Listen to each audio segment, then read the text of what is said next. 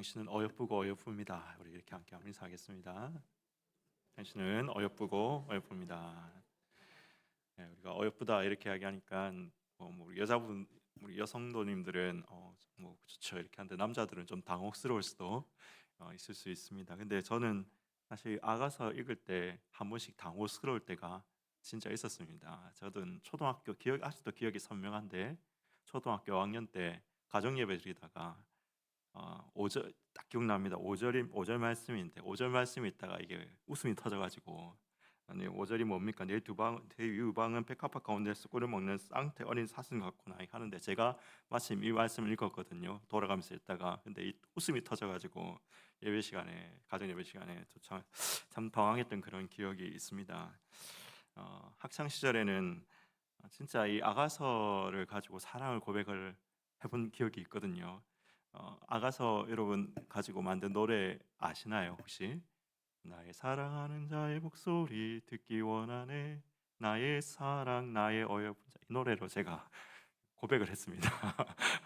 고백을 했는데 전혀 이렇게 어색하지 않게 완전 가요보다 더 뺨치도록 이렇게 사랑 고백이 되더라고요. 그 노래 그대로가 그죠?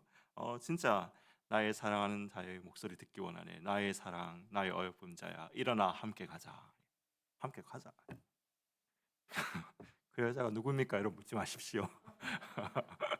예, 저희 사모 맞습니다. 더 이상 묻지 마십시오. 예, 하여튼 그런 경험이 있습니다. 이처럼 우리 아가서는 성경 가운데도 좀 낯설고 좀 우리가 읽을 때 좀 당혹스러움을 느낄 그런 당혹스러움을 느끼는 책 중에 하나입니다.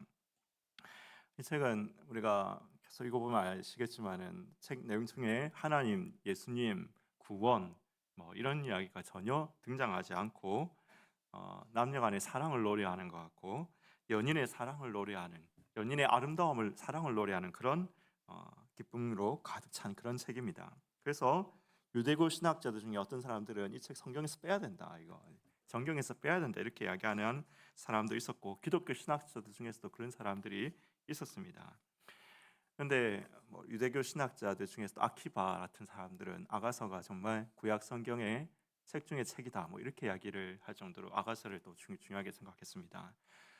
기독교 신학자 중에도 끄레보의 버나드 우리가 이런 말하면 잘 모르죠. 끄레보의 버나드가 누군지 잘 모르는데 구주를 생각만 해도 내 마음이 좋거든 이 찬양 시를 지은 사람 13세기 사람입니다. 그렇죠? 아주 오래된 사람이죠. 끄레보의 버나드 같은 사람은 아가서를 가지고 81편의 주석적인 묵상집을 쓸 정도로 아가서를 정말로 사랑했던 그런 책 아가서가 그런 책입니다. 그래서 이 아가서는 남녀간의 사랑을 이야기하는 것 같지만 끄레보의 버나드도 그렇고 우리 전통적인 교회 해석은 이것은 바로 이스라엘 백성들은 유대 랍비들은 이것이 하나님과 이스라엘의 사랑을 이야기한다라고 이렇게 해석을 했고 우리는 하나님과 하나님의 백성 그리스도와 그리스도의 백성의 사랑을 이야기하고 있는 책이다라고 이렇게 그 교회와 그리스도의 사랑을 상징하는 책이다라고 이렇게 우리는 이해를 하고 있습니다. 근데 그냥 단순한 상징이 아니라 유형론적 상징, 모형론적 상징이라는 것입니다. 이 아가서가 모형론적 상징이다라는 이런 표현을 쓰는데요. 이 모형론이라는 게 여러분 뭔지는 한 번씩 들어본 적이 있죠. 우리가 구약의 율법이나 제사나 절기들이 다 모형이죠. 모형. 본체이신 그리스도, 본체이신 그 하나님 나라에 대한 그 모형이 바로 율법의 성막, 제사, 절기들이지 않습니까? 모형으로서 보여준다는 거지 않습니까? 마찬가지로 아가서도 하나님과 그분의 백성, 그리스도와 그분의 백성의 관계를 사랑을 솔로몬과 술라미 여인의 사랑이라는 이런 모형을 통해서 우리 가운데 보여주고 있다라는 것입니다. 그래서 우리가 이런 해석을 가지고 시각을 딱 보면 아가서를 어떻게 봐야 되는지 오늘 우리 신약 시대의 하나님의 백성들이 아가서를 어떻게 봐야 되는지 우리가 좀 실마리가 풀립니다. 우리가 오늘 4장을 읽었지 않습니까? 1장을 딱 보면 1장에 이런 이야기 나오죠. 내게 입맞추기를 원하니 내 사랑이 포도주보다 낫다. 신부가 뭐라고 합니까? 술라미 여인이 이렇게 이야기하고 나는 어, 검다. 나는 검고 나는 왜 검냐? 내 오빠들이 포도원질을 하다 보니까 이렇게 많이 타서 검다라고 이렇게 이야기합니다. 이것은 처음 이 사랑에 빠지는 구속의 시작을 노래하고 있는 것이지요. 자신은 검다는 거, 자는 그런 자격이 안 된다는 거예요. 나는 이 구원받을 만한 자격이 안 되는 사람인데, 그렇지만 그리스도께서 사랑하셔서 우리가 이 사랑의 여정, 구원의 여정을 시작하는 처음 사랑에 빠지는 것이 바로 1장이라는 겁니다. 2장에서는 뭐라고 합니까? 일어나라 함께 가자 말씀이 여기서 나오죠. 일어나라 함께 가자. 봄이 왔다. 함께 가자. 이제 너희가 구원받았으니까 함께 이 신앙의 여정, 사랑의 여정을 시작하자라는 그리스도의 초대가 우리 가운데 2장 가운데 등장하는 겁니다. 3장에서 신부가 신랑을 잃어버립니다. 찾지 못해서 막 이렇게 찾아다니는 그런 장면이 나옵니다. 자, 우리도 이 신앙의 여정 때 그럴 때가 있잖아요. 처음 그리스도를 만나서 기뻐요. 그리스도 만나서 기뻐서 너무 기뻐 들고 막 이렇게 세상을 다 얻은 것처럼 그래요. 그런데 몇 년 지나고 나서 우리가 신앙의 어떤 침체기, 그죠? 그리스도를 발견하지 못하고 우리가 영적 침체기에 빠지는 경우가 많이 있거든요. 그죠? 처음에는 너무 기뻤는데 예수 믿는 게 자체가 그래서 입에서 절로 막 찬송이 튀어나오고 예수님만 생각하면 눈물이 나오고 막 기쁨이 솟아나는 그런 신앙의 신혼기와 같은 시절이 있는데 그 신앙의 신혼기가 지나고 우리가 그리스도를 잃어버린 것 같은 그런 여러분 절망에 빠질 때가 있는 것입니다. 3장이 그걸 노래하고 있다는 것입니다. 그런 어떤 영혼의 어떤 이 침묵기를 노래하고 있다는 것입니다. 그런데 그리스도를 발견하죠. 그래서 오늘 4장 이제 4장으로 왔는데 이 4장에서는 바로 그리스도께서 이 신부 교회의 아름다움과 거룩함과 정결함을 노래하면서 교회를 세우시는 장면이 등장하고 있는 것입니다. 그래서 오늘 우리가 읽은 이 4장은 예수님께 교회가 어떤 존재인지, 교회가 그리스도께 어떤 존재인지를 모형적으로 보여주는 창가다라고 이렇게 우리가 말씀드릴 수가 있겠습니다. 자, 그러면 어떤 창가를 부르고 있습니까? 어떤 노래를 하고 있습니까? 1절 말씀에 우리가 이런 이야기를 합니다. 내 사랑, 너는 어여쁘고 어여쁘다. 내 사랑, 어여쁘다. 여러분, 이 어여쁘다는 말은 그냥 외모만의 어떤 이 히브리어로 야페인데, 외모만은 예쁘다 이 말이 아니라 네 존재 자체를 긍정하고 기뻐하고 사랑한다는 그런 뜻을 담고 있습니다. 어여쁘다 이 말이 그냥 외모만 예쁘다 이 말을 하는 게 아니라 네 존재 자체를 내가 사랑스럽게 본다라는 그런 의미가 이 야페라는 단어에 담겨져 있는 것입니다. 여러분, 이것은 바로 그리스도께서 하나님의 백성을 어떻게 보는지가 담겨 있다는 것이죠. 너는 어여쁘고 어여쁘다라는 이 말 속에, 그렇죠? 그리스도께서 여러분을 존재 그 자체로, 여러분 있는 모습 그대로 존재 그 자체로 사랑하는, 예수 그리스도의 피로 사신 여러분들을 존재 그 자체로 사랑한다는 선언이 담겨져 있는 것입니다. 10절 말씀에서는 이렇게 이야기하죠. 9절 10절에 내 누이 내 신부야. 10절 말씀, 내 누이 내 신부야, 내 상황이 어찌 그리 아름다운지라고 이렇게 이야기합니다. 누이라고 이렇게 부르고 있습니다. 누이. 여러분, 이것은 어떤 남녀 간의 어떤 정력적인 사랑뿐만 아니라, 남녀 간의 어떤 에로스적인 사랑뿐만 아니라 정말로 신뢰와 존중에 기초한 동반자적 관계를 말하는 것을 우리 가운데 보여주고 있습니다. 그리스도께서 우리를 뭐라고 부르십니까? 친구로도 부르시죠. 그죠? 우리는 하나님의 자녀요, 그리스도의 신부요, 그리스도의 친구라고 이렇게 부르고 계십니다. 여러분, 이런 표현들은 다 하나님께서 우리를 존재 그 자체로 사랑하신다. 우리가 예수 그리스도 안에서 구원받은 자이기 때문에, 하나님의 자녀이기 때문에 하나님께서 우리를 있는 모습 그대로 사랑하신다라는 이러한 부르심이 이 아가서에, 그 사랑이 아가서에 나타나고 있는 것입니다. 여러분, 우리가 제일 비슷한 유형의 사랑이 어떤 사랑일까요? 우리는 어떤 우리의 자녀들을 볼 때 우리도 그 존재 그 자체로 사랑하는 그런 사랑을 느끼지 않습니까? 우리 아버지로서, 어머니로서 우리 자녀들을 볼 때 그 존재 그 자체로 우리는 사랑하죠. 그러나 여러분, 우리 인간의 사랑은 실수할 수 있고 연약하고 한계가 있습니다. 그러나 하나님의 사랑, 우리 주 예수 그리스도의 사랑은 무한하시고 한계가 없으시고 영원하시고 완전하신 사랑입니다. 하나님의 사랑이 그런 사랑이기 때문에 우리가 무엇을 하기 전에, 우리가 무엇을 가졌는가에 상관없이 하나님은 우리를 존재 그 자체로 사랑하고 계시는 것입니다. 그래서 우리를 그렇게 부르십니다. 내 누이 내 신부야, 너는 어여쁘고 어여쁘다. 너는 야페이다 라고 이렇게 말씀하고 계시는 것입니다. 계속해서 오늘 말씀에서 우리를 향해서 예수님 뭐라고 이야기하십니까? 너는 정결하다라고 이렇게 이야기를 합니다. 2절 말씀 한번 보겠습니다. 2절 말씀, 내 이는 목욕장에서 나온 털 깎인 암양, 새끼 없는 거 하나도 없는 양 같다라고 이렇게 했죠. 이가 양 같아. 이는 정결함의 모습, 정결한 모습을 상징하는 겁니다. 목욕하고 나온 암양, 흰색의 암양인데 그의 이빨, 여러분 이것은 정결하고 준비된 자라는 것입니다. 그 다음 8절 말씀 보겠습니다. 8절 말씀 보면 12절 말씀 보겠습니다. 12절 말씀, 내 누이 내 신부는 장군 동산이요 덮은 우물이요 봉한 샘이다 라고 이렇게 이야기를 하죠. 장군 동산, 덮은 우물, 왜 이런 표현을 썼을까요? 이것은 구별된 존재라는 거죠. 그렇죠? 그냥 아무나 다 들어올 수 있는 그런 존재가 아니라 너는 장군 동산, 덮은 우물, 봉한 샘, 아무나 들어왔으면 거룩한 존재라는 것입니다. 너는 거룩한 존재다. 너는 정결한 존재다. 너는 거룩한 존재다. 여러분 이 말씀을 지금 아가서에서 하고 있는 겁니다. 솔로몬이 술람이 여인에게 하고 있지만은 모형적으로 보여지는 것은 무엇입니까? 결국 본체는 뭡니까? 하나님께서, 우리 그리스도께서 그분의 백성들을, 그분의 교회를 이렇게 보신다는 거죠. 너는 정결하고 거룩한 존재다라고 이렇게 보고 계시다는 것입니다. 그러면서 이야기를 합니다. 8절 말씀 보겠습니다. 8절 말씀, 내 신부야 너는 레바논에서부터 나와 함께하고 레바논에서부터 나와 함께 가자. 여러분 레바논에서부터 나와서 나와 함께 가자로 이야기합니다. 레바논은 뭡니까? 물론 레바논은 풍요롭고 아름다운 지역이지만 여기서는 세상의 어떤 상징이죠. 세상의 상징. 그러니까 뭐라고 합니까? 세상으로부터 나와서 나와 함께 거룩의 길로, 그렇죠? 정결의 길로, 거룩의 길로 함께 가자라는 그리스도의 초대가 이 말씀 가운데 드러나고 있는 것입니다.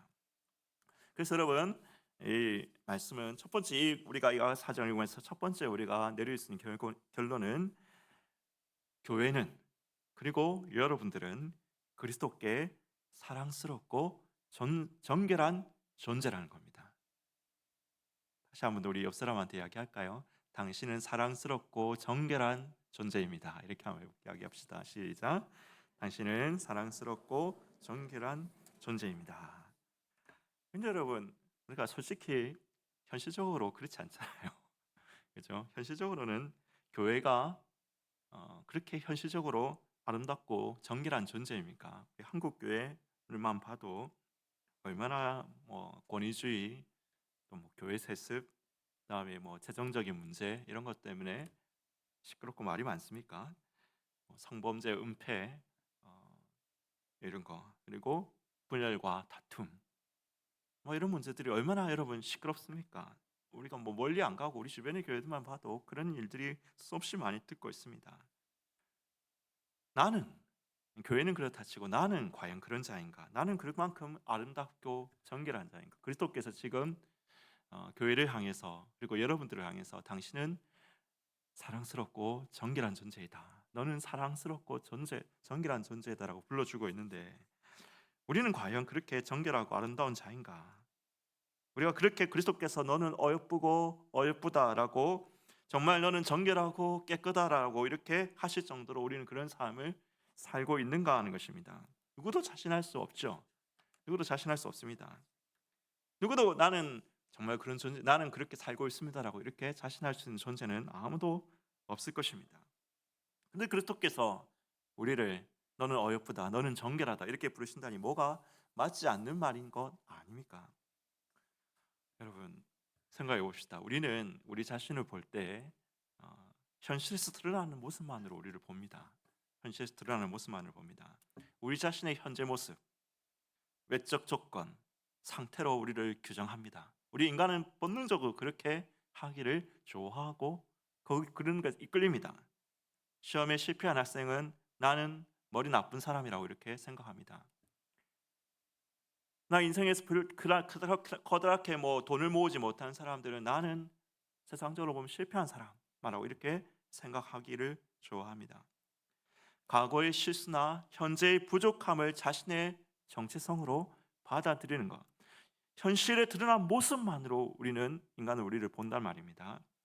그러나 여러분, 하나님은 우리를 그런 식으로 보지 않습니다. 하나님은 우리 현실에 있는 모습이도록 우리를 보시는 것이 아닙니다. 하나님은 그리스도 안에서 이미 이루어진 존재, 그리고 성령 안에서 마침내 이루실 존재로 우리를 보는 것입니다. 그럼 이 차이가 뭔지 아실까요? 우리 한번 그림을 한번 보십시다. 그림을 한번 보면 지금 이게 공사 중인 그림이지 않습니까? 공사 중인 건물의 그림이지 않습니까? 이 공사 중인데, 공사 중일 때는 어떻습니까? 너무 시끄럽고 어지럽고 지저분하고 정신없죠.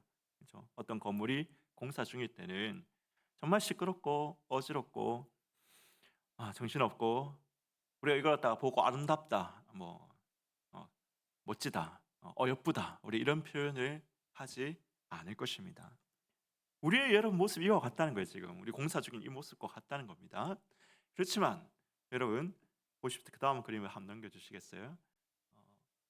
이게 이제 그 다음 한번 넘겨주시겠어요? 예, 그 전에 다시 그 전에 좀 전에 이 그림이 이제 조감도지 않습니까? 조감도.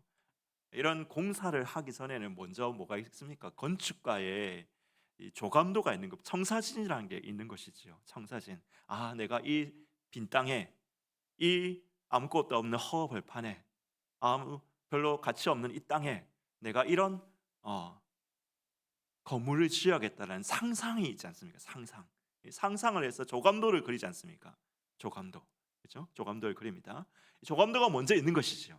조감도가 먼저 있고, 그 다음 좀 전에 봤던 공사하는 모습이 있는 거죠. 한참 우리가 몇 년, 어떻게 이게는 10여 년, 20년 공사하는 데 있고 100년 공사하는 데도 있지만은, 하여튼 여러분 그 기간 동안 공사하는 모습이 있죠. 그리고 마지막으로 어떻게 됩니까? 마지막으로 실제로 그 조감도에 따라서 이루어진 실제 건물, 미래의 모습이 있는 것이죠. 물론 그 건물은 이제 동대문 프라자인데 다 지어진 것, 지금 이미 현실로 존재하는 것이지만은, 여러분 보십시다. 하나님은 우리를 무엇으로 보느냐? 하나님 우리를 어떻게 보느냐? 어떤 존재를 보느냐? 그렇죠?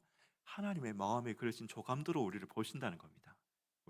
우리는 현재 우리의 공사 중인 우리의 어떤 모습을 보면서 왜 이렇게 어지럽지? 왜 이렇게 형편없지? 왜 이렇게 무질서하지? 이렇게 우리를 평가할 때가 많지만은, 하나님은 첫 번째 당신의 마음에 품으신 그 조감도로 우리를 본다는 것입니다. 두 번째, 그리고 마침내 완성될 인간의 계획은 실패할 수 있죠. 인간의 계획은, 조감도는 실패할 수 있고, 조감도에 따라서 안 될 수도 있고, 공사 짓다가 부도 나가지고 못 지을 수도 있고, 인간은 실패할 수 있지만은 하나님은 절대 실패하지 않으십니다. 하나님은 그 조감대대로 반드시 여러분들을 하나님 앞에 서게 만드실 분입니다. 하나님은 그 모습으로 여러분들을 보신다는 것이죠.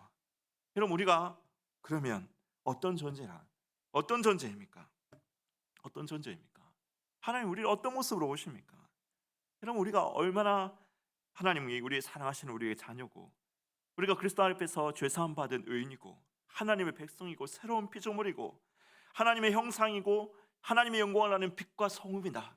하나님께서 이미 우리 가운데 주시는 그 조감도가 있는, 이미 우리 가운데 그리스도 안에서 이루신 그 모습이 있고, 앞으로 하나님께서 완성하실 모습, 우리가 하나님 나라를 상속할 것이고, 우리가 영광스러운 모습으로 변화될 것이고, 우리가 그리스도와 함께 만물을 다스려 나갈 그 완성될 모습이 있다는 것이죠. 하나님은 우리 현재의 모습으로만 우리를 보지 않습니다. 우리는 거기에서 예수를 판단하지만, 하나님은 그리스도 안에서 이미 이루어진 일, 하나님이 품으신 그 생각, 그리고 마침내 이루어질 미래, 여러분 그것으로 우리를 보십니다. 여러분, 이게 얼마나 파워풀한 이야기냐면, 사실 얼마나 중요한 이야기냐면, 우리가 이런 그 문학 작품이 있지 않습니까? 라만차의 기사라는 이런 문학 작품이 있는데, 제가 언제 한번 언급했던 것 같습니다. 여러분, 이 유명한 연극이죠. 뮤지컬 연극인데, 뮤지컬로도 만들어진 연극입니다. 근데 이 라만차의 기사라는 아주 오래된 문학 작품인데, 여러분 돈키호테 아시잖아요, 그죠? 돈키호테 이야기입니다. 근데 이 돈키호테의 이야기를 좀 각색해가지고 현대적으로 바꾼 것이 라만차의 기사입니다. 근데 아주 뭐 전 세계적으로 센세이션을 일으킨 유명한 오래된 연극입니다. 근데 이 연극에 이런 이야기가 나와요. 알폰소 카인이라는 노인, 당시에 그 중세가 이제 저물고 근대가 시작된 그 시점에 알폰소 카인이라는 노 카인 카이노 키아노라는 노인이 등장합니다. 이 노인은 우리 다 이야기 알잖아요. 그죠? 기사 소설에 심취해 가지고 자기가 돈키호테, 라만차의 기사 돈키호테라고 막 믿거든요. 그래서 그 기사도의 정신을 수행하기 위해서 실현하기 위해서 세상에 여행을 떠납니다. 그래서 산초가 옆에 이제 산초 판사와 같이 동행을 하고 이렇게 하는데 막 이렇게 하다가 이 사람은 착각의 연속이에요. 막 착각을 계속해요. 첫 번째 그 술집에서 만난 여관에서 만난 창녀 알돈자를 보고 그 여인이 기사들이 충성을 다 바치는 기부인 둘시네아라고 부르며 숭배하는 겁니다. 둘시네아라고 부르며 숭배합니다. 그리고 뭐 풍차를 거인으로 착각해가지고 싸우고 양떼를 적군으로 오인해가지고 막 이렇게 막 싸우기도 하는데 뭐 갖은 뭐 기행과 사실 말도 안 되는 일을 막 벌입니다. 그래서 주변 사람들이 곤란해지고 결국에는 그의 가족들이 등장해서 그에게 정체를 폭로하고 환상을 깨뜨립니다. 환상을 깨뜨려서 당신은 라만차의 기사 돈키호테가 아니라 알폰소 카이노다라는 것을 가르쳐 줍니다. 그러자 알폰소 카이노는 이상을 읽고 병들어서 눕게 됩니다. 그도 더 이상 자신이 기사라는 것을 믿지 않게 되는 겁니다. 그런데 그때 누가 등장합니다. 그렇죠? 그 술집 창녀였던 둘시네아가 등장합니다. 알돈자죠. 원래 이름 알돈자가 등장합니다.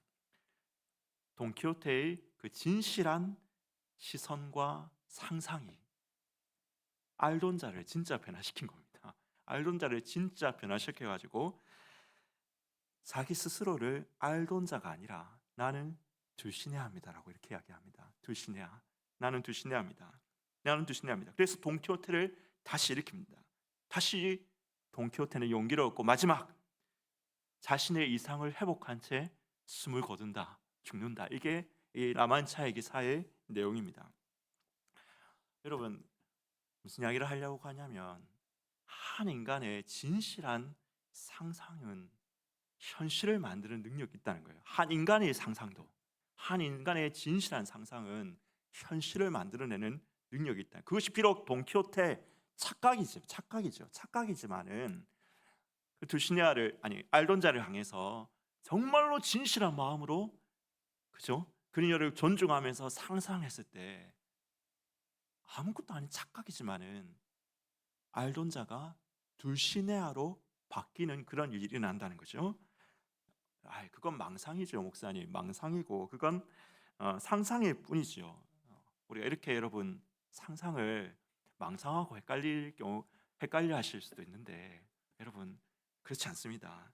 상상을 진짜 믿기 시작하면 현실이 됩니다. 여러분 잘 한번 생각해 보세요. 우리 최근에 한 몇 년 전에 이스라엘의 히브리 대학 교수인 유발 하라리라는 교수가 사피엔스라는 책을 지었어요. 사피엔스라는 책을 지었는데 전 세계적인 아주 유행 베스트셀러가 됐습니다. 물론 그 책 내용은 기독교적인지는 전혀 아닙니다. 그냥 어쨌든 좀 반기독교적인 내용도 담고 있고 막 그렇습니다. 그런데 그렇다고 우리가 다 뭐 무시할 게 아니라 들어볼 이유가 있어요. 이 사람이 무슨 이야기를 하냐면 이런 이야기를 해서 돈이 진짜 실제라고 생각하느냐? 우리가 실제다, 현실이다 이렇게 하면 보통 돈 이야기하잖아요. 돈 이야기하고 권력을 이야기하잖아요. 돈, 권력 이게 현실이다 이렇게 이야기를 하는 경우가 많은데 유발 하라리라는 이 교수는 이렇게 이야기합니다. 사피엔스라는 책에서 그건 실제로 존재하는 게 아니야. 돈을 생각해봐. 돈은 종이 쪼가리일 뿐이야. 돈은 종이 쪼가리일 뿐이야. 그 숫자 자체는 아무런 의미가 없습니다. 아무런 의미가 없어요. 그렇지만 그것이 위력을 발하는 것은 사람들이 그것을 진짜로 가치 있다고 믿기 때문에 화폐가 실제로 작동한다는 거예요. 실제로 사람들이 진짜로 그것을 인간의 상상을 진짜로 믿기 때문에 실제로 작용한다는 겁니다. 국가도 마찬가지잖아요. 국가도 국가라는 것은 인공적인 그냥 그 국정이라는 것은 인공적인 선에 불과합니다. 그래서 사람들이 대한민국이라는 공동체를 믿기 때문에 대한민국이 존재하고 작동한다는 거예요. 기업, 법인이라는 게 있지 않습니까? 법인이 어디에 여러분 있어요? 법인이 실체가 있습니까? 법인은 물리적으로 만질 수 있는 게 아니잖아요. 애플, 뭐 삼성, 현대 법인이잖아요. 다 법인인데 이거 만질 수 있는 게 아니잖아요. 실체는 없어요. 실체는 없지만은 법적 허구적 실체지만은 모두가 그것을 상상하고 인정하기 때문에 믿기 때문에 전 세계에서 활동이 가능하다는 것입니다. 인간이 상상을 믿기 시작하면은 진짜 어느 현실 리얼리티보다 더한 리얼리티로 이 세상에 작동하는 현실이 된다라고 유발 하랄이라는 이 교수가 사피엔스에서 그렇게 이야기합니다. 그래서 그것을 상호 의존적 실제다 뭐 이렇게 이야기를 하거든요. 상호 의존적 실제다. 그냥 실제가 아니라 상호 의존적 실제. 모두가 그 상상을 믿기 때문에 현실이 되는 실제. 그것을 국가도 상호 의존, 돈도 상호 의존, 기업도 상호 의존적 실체라는 겁니다. 자, 근데 제가 뭐 이야기를 하려고 하는 게 아니라 정말 중요한 것은 여러분 인간의 상상도 이렇게 믿기 시작하면 현실이 될 수 있는데 나의 사랑 너는 어여쁘고 참 귀하다. 내 눈은 비둘기 까고 내 입은 암양같이 정결하다. 이것은 여러분 2025년 교회의 현실이 아닐 수 있습니다. 이것은 2025년 나의 현실이 아닐 수 있습니다. 그렇지만 여러분 이것은 하나님의 생각입니다. 이것은 예수님 그리스도의 생각입니다. 여러분들을 향하신 그리스도의 생각입니다. 하나님에게는 그분의 생각이 그분의 말씀이요. 그분의 말씀이 온 창조계의 물질적 현실을 만들어낸 현실을 존재하게 한 현실로 만드시는 분이십니다. 여러분, 우리가 그 생각을 그 하나님의 생각을 믿음으로 받아들일 때 그 생각이 나의 현실이 되는 것입니다. 여러분, 하나님이 여러분들을 어떻게 보고 계시는지, 그렇죠? 하나님이 나를 어떻게 보고 계시는지, 여러분 그 생각을 믿으시길 바랍니다. 우리의 지금 현실에 불거져 나오는 나의 모습 정결하지 못하죠. 때로는 뭐 거짓말할 때도 있고 시기하고 질투하고 싸울 때도 있고 음란할 때도 있고 여러분 우리 가운데는 존재하는 그 수많은 죄의 모습들이 이게 내 현실이야. 나는 이런 존재야. 아니요 여러분 그렇지 않습니다. 하나님 그렇게 우리를 보지 않습니다. 하나님은 우리를 조감도로 보십니다. 하나님 우리를 미래의 그 모습으로 보십니다. 하나님의 그 생각이 그렇죠? 우리가 그 하나님의 생각을 오늘 아가서를 통해서 우리 가운데 말씀하신 그 하나님의 생각을 진실로 믿을 때 그 하나님의 생각이 여러분의 현실로 드러나는 역사가 있기를 예수님의 이름으로 축원합니다. 하나만 더 이야기하겠습니다. 두 번째 무슨 이야기를 하고냐? 오늘 본문 말씀에서 교회가 어떤 존재이다라고 이야기하고 있느냐? 생명으로 충만한 생명의 공급자이다라는 이야기를 하고 있습니다. 3절 말씀 보겠습니다. 자, 3절 말씀. 내 입술은 홍새씨 같고 내 입은 어여쁘고 너울 속에 내 뺨은 석류 한쪽 같구나. 여러분 이 석류는 고대 이스라엘에서 생명과 다산, 풍요 이런 것들을 상징하는 것입니다. 석류처럼 붉은 뺨이라는 것은 생명과 활력이 넘치는 모습을 지금 노래하고 있는 것입니다. 생명이 충만한 공동체라는 거죠. 너희들은 생명 충만한 공동체. 그 다음 아까 제가 어렸을 때 웃었다는 5절 봅시다. 내 두 유방은 백합화 가운데서 꼴을 먹는 쌍태 어린 사슴 같구나. 여러분 유방은 뭡니까? 생명을 기르는 젖을 공급하는 기관이죠.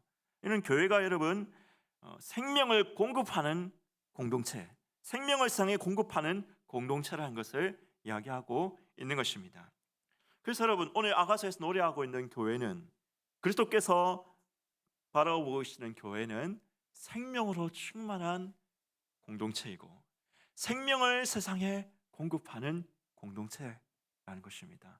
교회뿐만 아니라 여러분들 한 사람 한 사람이 그렇다는 것입니다. 여러분, 생명이라는 게 뭡니까? 생명이 왜 교회가 생명이고 생명의 공급자가 될 수 있는 것입니까? 생명은 절대 생명은 하나님이시죠. 하나님이십니다. 생명의 근원은 하나님입니다. 하나님 외에는 없습니다. 절대적인 생명은 하나님 외에는 없습니다. 그러면 우리 인간이 생명으로 충만할 수 있는 그 유일한 근거는 뭐겠습니까? 하나님과 연합할 때 우리는 생명으로 충만하게 될 수 있는 것이죠. 왜 교회가 성육빛밤을 가진 생명의 존재가 될 수 있는 겁니까? 교회가 하나님과 연합하는 교회이기 때문입니다. 예배를 통해서 성령과 진리를 통해서 하나님과 연합하는 공동체이기 때문에 우리는 생명으로 충만할 수 있는 것입니다. 왜 여러분 유방의 아름다움을 노래하고 있습니까? 교회가 성령과 진리를 통해서 하나님을 예배하고 하나님과 연합할 때 생명으로 충만하게 되고, 그로 말미암아 세상에 생명을 공급할 수 있는 유일한 조직이 교회이기 때문에 여러분이 가슴의 아름다움을 노래하고 있는 것입니다. 사랑하는 여러분, 하나님과 연합하십시다. 오늘 우리 이 밤에 우리는 여러분 자리를 채우기 위해서 온 것이 아니죠. 하나님과 기도를 통해서, 말씀을 통해서, 찬양을 통해서 하나님의 깊은 임재로 나와서 하나님과 연합하기 위해서 이 자리로 나왔습니다. 여러분, 그러한 성육빛 그 생명이 충만한 여러분 되시기를 예수님의 이름으로 축원합니다. 여러분, 그 생명 가운데서 세상에 하나님의 생명을 공급할 수 있는, 우리 찬송가 시온성과 같은 교회 2절 가사처럼 생명샘이 흘러나와 모든 성도 마시니, 이런 물이 언제든지 흘러나와 부족함이 없어라. 이런 물이 흘러가니 목마를 자 누구냐? 주의 은혜 풍족하여 넘치고도 넘친다. 우리 동부삼일교회가 그런 교회가 되기를 간절히 바랍니다. 우리 함께 한번 오늘 찬양하겠습니다. 나의 사랑하는 자